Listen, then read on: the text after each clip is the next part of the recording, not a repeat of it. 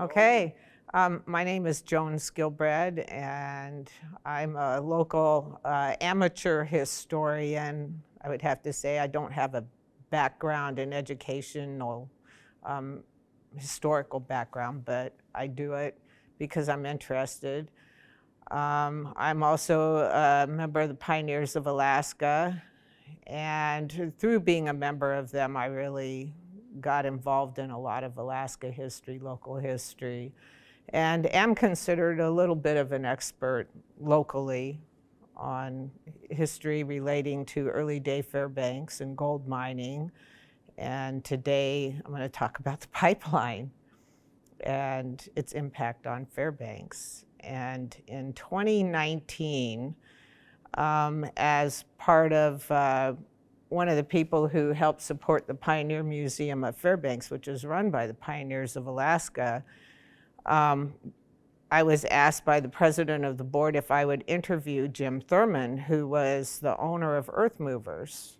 And Earth Movers played a very big role here locally. They were one of the local companies who did a lot of work during the pipeline. And so I said, oh, I would love to interview Jim. And so we sat down and we had 90 minutes worth of him talking, and it was just audio. And he really opened up about things. And part of that interview was I was asking him about, Earth Movers and the pipeline and the impact of the pipeline on his company. And Jim, I was astounded. He didn't have more than about a 5th grade education. He was born into circumstances that weren't well. He was being raised by a single mother, and she farmed him out at the age of 12 to a dairy farmer. And he worked at this farm and decided that he didn't want to keep doing that. But he did learn how to run equipment. Working on the dairy farm, and he came up here in the late 1950s, and he traveled up the Alcan, and he had quite a story about that. But when he got to Fairbanks, he was only here 4 hours, and the typical story, I got to Fairbanks and I didn't have 2 nickels to rub together, so he was only here about 4 hours, and he got his first job as a janitor. And then he kept looking around, and as he made friendships and contacts and everything else, he got a second job. He had the distinction of being the very last honey bucket man in Fairbanks. And the honey bucket man is from the days of no plumbing, and there were quite a few people here. They were still in the process of trying to hook people up to modern plumbing. And he would go around and collect the honey buckets and dump them into a bigger container and haul the waste away. And he was kind of proud of that he was the last one. As part of that job, he got to know Dan Egan, and Dan Egan told him, well, you need to get into dirt moving, and you can do septic tanks and hooking people up to city sewer and all of that. And so he said, well, okay. And he went and he got his first piece of equipment, which was a loader on tracks, or backhoe, I'm sorry. He got a backhoe. And he started doing these jobs. And then he sold the company a couple years later. And he kind of did odd jobs again, and then he got into Earth Movers. He partnered with another guy, and they bought their very first piece of equipment was a loader on tracks, and it was used. And they started doing dirt work. And within 2 years, he bought out his partner, and he had the business himself. And they were doing quite well. He had a good reputation around town. And then in 1967, he took the contract, Earth Movers did, to do the railroad tracks at Pioneer Park. And they were building the park for the 67 exposition. and he put in the train tracks and then a lot of the dirt work for the buildings. They were moving the buildings into Gold Rush Town, and so he was doing a lot of the site prep for that.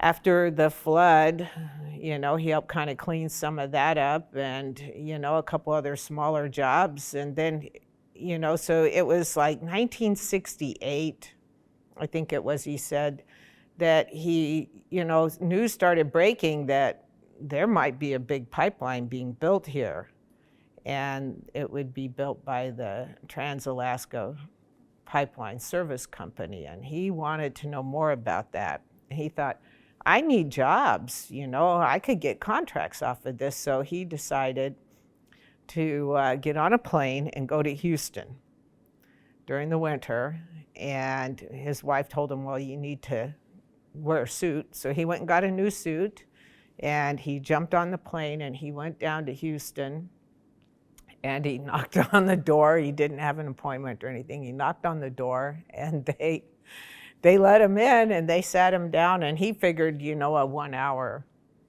interview where he'd say, well, I can provide, some services for you.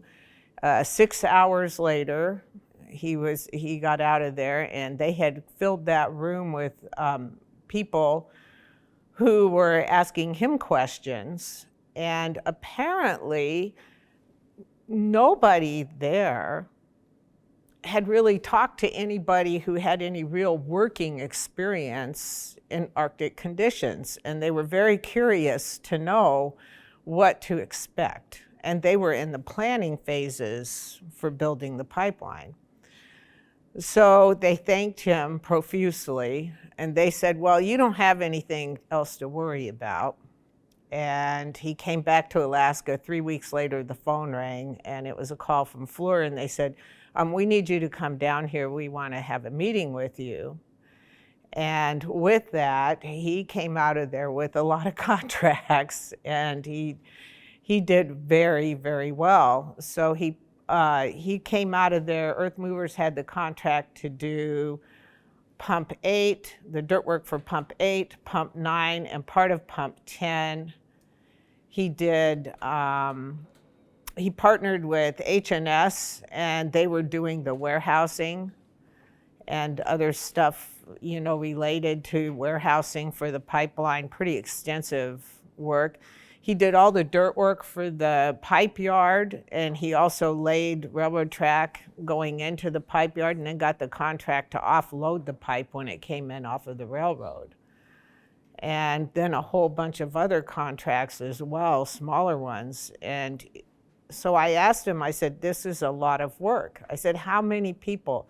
He said when he was partnered with H&S, he said they had 1,000 employees as part of the partnership. He said Earth Movers just itself had over 300. And he went from just a handful of people to over 300 people almost overnight. And so I asked him, I said, well, how did you handle that kind of growth? Because that'll sink a business really fast if you don't have, the means to handle that. And he said that they provided, Alyeska had provided him, they sent in a couple people and got him set up. They hired accountants for him and got him set up so that he could manage the payroll, the contracts, and all of that. And he said they really took great care of him. And they were, they never forgot that he walked in their door in Houston and, answered all their questions. And one of those questions that he laughed about, that he mentioned in specifics, was they wanted to know what long johns were. And so he had to explain that, and how to work without freezing your nose. I think that was probably the least of his worries working in the cold, but they just didn't know anything about it. So he was pretty well set.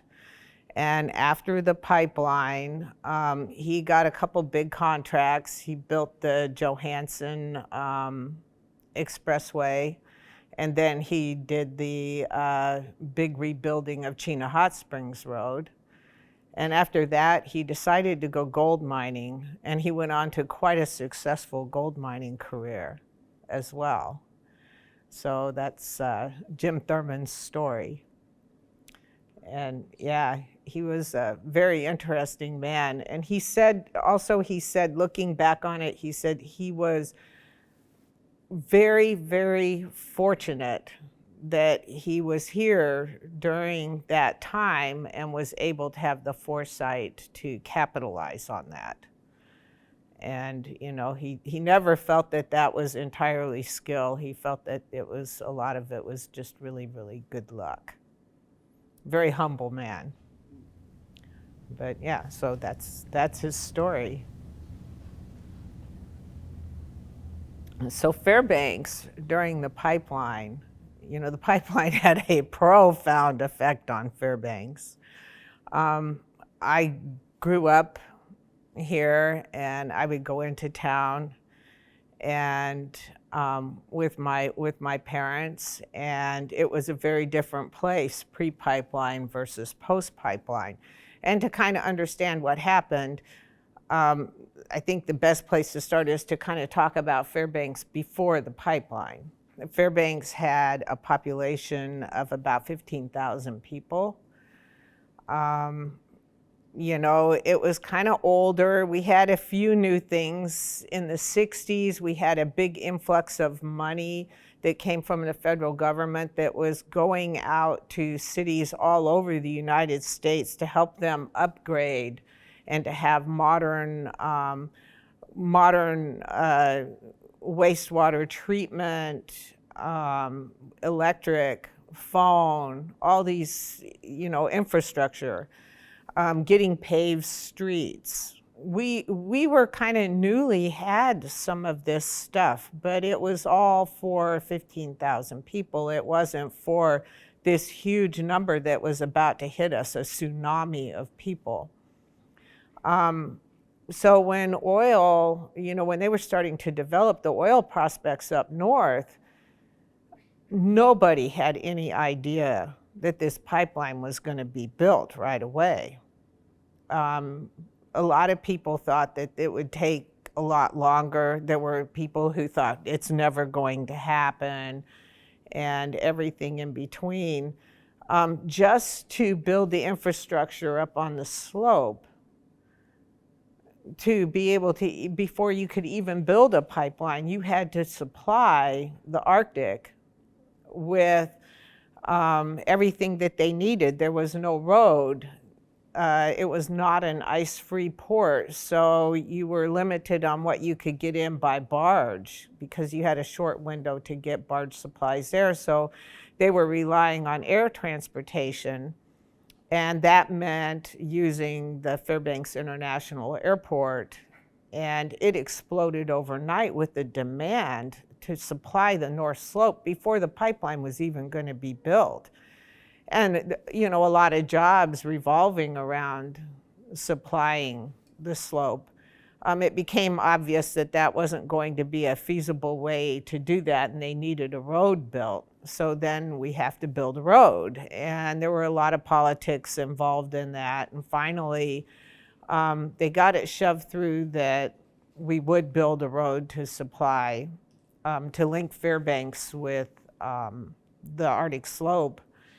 And when the road was being built, that brought an explosion of jobs and equipment and people. And of course, that meant that the pipeline was actually going to become a reality. I remember when they first built the Hall Road, seeing these big gates there at Livengood and these big signs, you know, and they weren't quite done with it. This was in 1974, and what is all of this? And but it still wasn't accepted with everybody that this was actually going to happen. It was like, is this really going to come? I mean, a lot of people really had no idea what was about to hit. By the end of 1974, Fairbanks is starting to turn into a very different place. A lot of people are coming in, all the equipment, the opportunity. The nation was in a bit of a recession. There was a lot of high inflation. People were looking for opportunity, and it was big, big bucks up here. And just like the Klondike Gold Rush, people dropped everything they were doing, and men headed up here to cash in. And they were paying just crazy wages. And this went like wildfire through the lower 48. Some people decided to move up here. They would move their families up here and try to eke it out with their family. But most of the people who came up here were men, and they came up alone, and they would come up and do their stint up north, and they were trying to get as much money as possible in their pockets to fund whatever their dream was. Maybe it was a farm, maybe it was a business, maybe it was just to retire and live the rest of their life in the lap of luxury. They had all kinds of crazy dreams.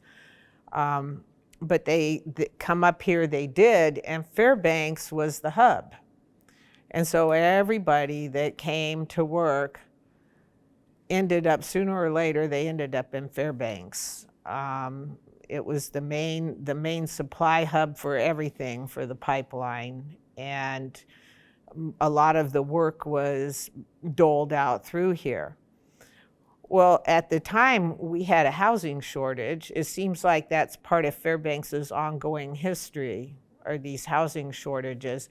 And these are temporary housing needs. They're not people who are going to stay and settle. So they're looking for hotels, they're looking for cheap apartments, you know, some place where they can crash.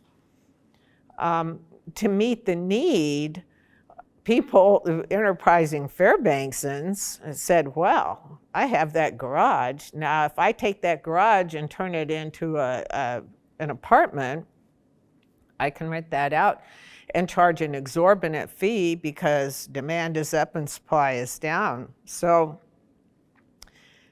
people started doing that. They would rent out their spare rooms. You know, they would rent out anything they could rent out. They rented out campers, whatever they had. I mean, you know, it starts going through Fairbanks. If you got spare square footage, you know, you're a fool if you aren't cashing in on this.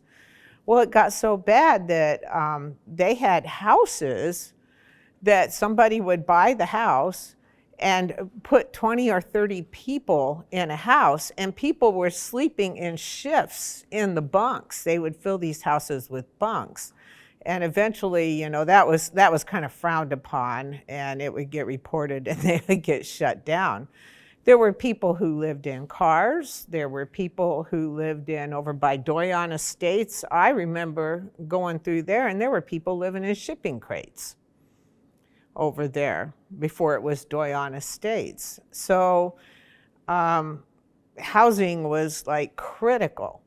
And when the pipeline hit, a lot of Fairbanks was held, a lot of the land available in Fairbanks was held in, you know, by homesteaders, people who had homesteaded it, and they got these large acreages, but it hadn't been developed. And all of a sudden, it seems like all the residents of Fairbanks got subdivision fever, and they were subdividing that property as fast as they possibly could, because you have all these wealthy pipeliners here who are looking for a way to spend their money. Some of them, many of them thought, well, I might want to stay here. So all this land is being developed all at once. The local government could hardly handle it. You know, surveyors were in high demand. You know, there are rules regarding creating subdivisions. And there was, everything got mired down and took way longer than it does today to get these things done. If you bought a piece of property in one of these subdivisions, that was the first part. Did it have a road? If it didn't have a road, just, you know, I mean, just getting a road built was going to take a very long time.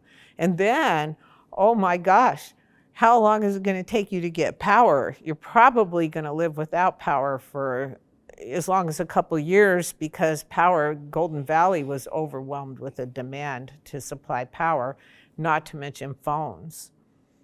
a lot of people, to address the housing issues, went to mobile homes. And there were several mobile home dealers out on South Cushman, and I remember the TV commercials where they heavily competed with each other during the local news. And you saw more mobile home commercials than you saw car dealer commercials.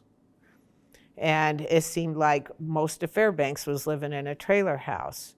Some people took their land, if they had spare land that already had access and already had power to it, they would set up a trailer court. And there were these trailer courts that sprung up almost overnight all over Fairbanks, and some of them had some pretty iffy septic management systems. And the telephone systems, I remember some of them would have as many as 13 to a party line, which means you have next to nothing for a telephone service. There was a lot of fighting over that, lots of letters to the editor complaining about these trailer courts and the party line system of telephones and everything else. So if you needed any kind of work done to establish anything related to housing in this town, you had a very long wait. You had to get in line. It was an arduous experience. Fairbanks itself, prior to the pipeline downtown, there were several bars, and we had just come into having a couple of strip bars, but the pipeline really made that top entertainment, or shall I say topless entertainment. And men would pack these strip joints and spend a lot of money. They would go up, they would do a hitch. Usually a hitch working up north was multi-week. You would live in these pipeline camps that were comprised of these ATCO units. One camp was like any other camp. They're in there, they're working long hours. They've been out in terrible conditions working. They have all this money because there's nowhere to spend it in a pipeline camp. More money than they've ever had in their life. They hit town. The first thing they want to do is cash a check and go on a bender.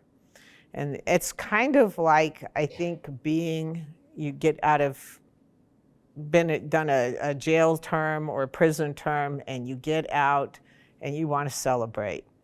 And that celebration started on the plane headed south. And they would come off the plane all liquored up. The first thing that they wanted was junk food, because you couldn't get junk food in a pipeline camp. And Fairbanks finally got a McDonald's, and that was the top destination. I want a hamburger and fries, and I want it from McDonald's or Burger King. And they would go and they would get that, and then they would start hitting the bars. They would hit their favorite strip bar or just a bar, but usually it was a strip club, because they hadn't got to see that for weeks, and they've been up in these man camps, and they would tie on a bender. There were ladies downtown. There were a lot of hookers, and there's legendary stories about them. I remember in 1974, I was in high school, and I went to high school at Eielson, and there was a girl who left school and went to work downtown. And this was in 1974, and her name was Miriam, and she showed back up at school. This is a high school. She shows back up at school, dressed real fancy. She had been taken down to Vegas and taught her new trade. And she came back into town, and she had designer clothes. She was all done up to the nines. I mean, she looked like a movie star. And she showed up at the high school to recruit other girls to go and work downtown in the skin trade. And she got busted, and we never saw her again.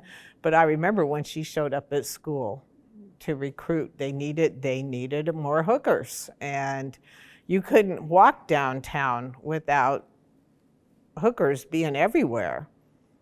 And they were there because the demand was there. So these guys, you know, they hadn't been with the woman. There were very few women in those camps, you know, and so they would buy them, and then they would finish out their drunk.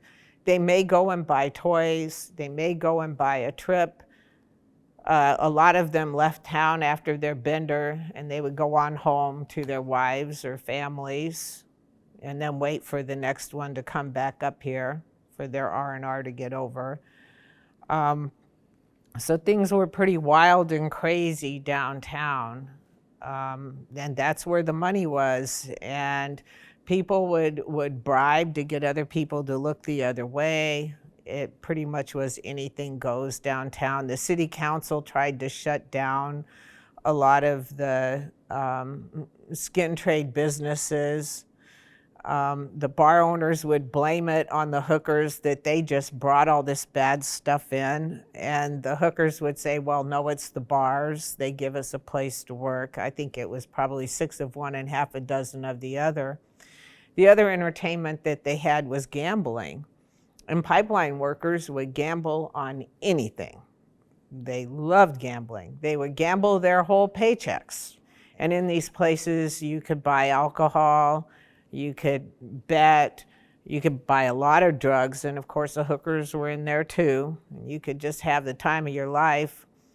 A lot of them were run 24/7. I remember one story of a couple guys went in one, and it was a packed house and the money was just flowing, and they walked in there and held everybody up at gunpoint and walked out of there with a lot of money. And to my knowledge, they were never caught, you know, because it was illegal to be there in the first place. There was quite a bit of that going on, and today you don't hear of very much of stuff like that. It was very different then.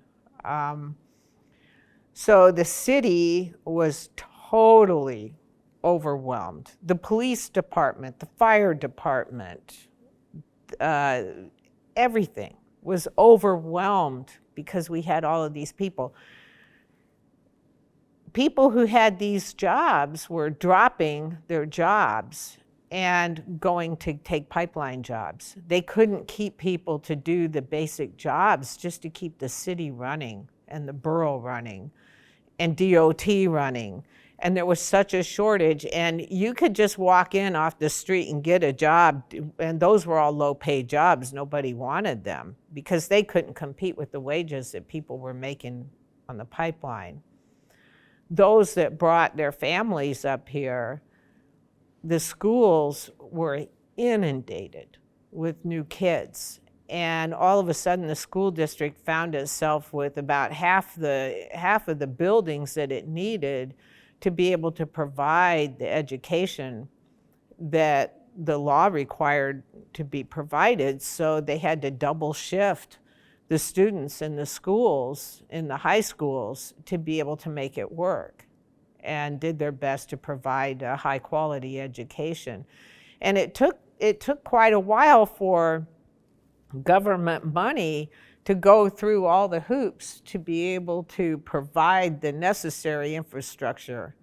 And, you know, usually you have city planning, but that takes several years, and there was a big lag between when people started showing up for these jobs, a population bomb hit, and when the money came to adapt the infrastructure to meet the need. Fairbanks started to have luxury goods available in a way that we never had that before. And you could get high-end merchandise right here in Fairbanks that you can't get today. And I remember Betty Huffman saying to me, she remembered the pipeline days, and she told me a few years ago, she said, you know, I never thought I'd see the day where in Fairbanks you had to go to the grocery store to buy your clothes. And post-pipeline, many years later, there just isn't as much available in the way of goods that there was at that time, especially higher end goods. There's not as many high-end restaurants as there was in those days. You know, you have to go to Anchorage to experience some of those things now, but we had all of that right here in Fairbanks. We had the traffic. You bring all these people in, you're bringing in vehicles. People drive, they don't walk. All these cars choked up downtown Fairbanks, and parking, you couldn't get a parking spot. And there was a lot of angry people over fighting over the parking spots, and so the city was forced to adopt very aggressive parking rules and parking enforcement. And it was after the pipeline that they were able to get the parking garage built, which I thought was really funny because, you know, today it's not that much of a problem. I remember being downtown and seeing somebody come down. You never knew what you were going to see when you were downtown. It was like the circus. And I remember being downtown and seeing this car come down 2nd Avenue, and it had a lion's head mounted on the hood of this car. And it was like some big green car from the 1950s. And, you know, the mouth is open and you can see the teeth and everything. And I mean, I was just amazed when I saw that. Fairbanks was, a lot of the workers that came in to work here were from Louisiana, Texas, and Oklahoma. And a lot of the longtime residents really did not care for people from Louisiana, Texas, or Oklahoma because they represented that overnight change that caused residents here to not be able to get the things they needed when they needed them. They could get luxury items, but they weren't going to get basic items. You had to stand in line everywhere in town, everywhere. And people were not very happy about that. Just basic goods, the shelves, it was hard to keep the shelves full of basic goods that would meet the needs of the longtime residents here. They really struggled to do that because they were competing with the bigger bucks related to building the pipeline. They had to turn downtown into all one-way streets. The library was overwhelmed. The hospital was overwhelmed. People were camping and living in all kinds of places. My family had to live in a tent for a while because there was no housing when we got back up here in 1977. There was zero housing, and we got this really crummy, run-down, dilapidated trailer house that we paid a fortune for. And we were so happy to have that because it wasn't a tent. You know, it was really quite the place. And when the pipeline was completed, overnight there were unemployed people everywhere in Fairbanks, and jobs just started drying up.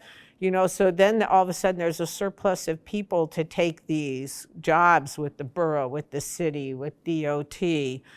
All of those jobs started filling up rather quickly. But there were unemployed people everywhere in town. The other change the pipeline brought was after it was completed, they did away with sales tax in Fairbanks. And boy, people were really happy about that. And they did away with income tax to the state. Those are two big things that I think everybody today is really still happy about. It spread out. Fairbanks became a subdivision community, and that's when all of these subdivisions and housing areas sprung up in North Pole, Farmers Loop Road, Chena Hot Springs Road, out towards Esther. Almost all the housing that you see came about from the pipeline, the majority of it. So it was a huge, huge change. A lot of people look back and smile with nostalgia. Some people, they were awful happy it was over and they don't care to live through it again, but it sure was exciting and a special time. It was like the modern Klondike gold rush. And so Fairbanks we haven't been the same since. So that's pretty much it.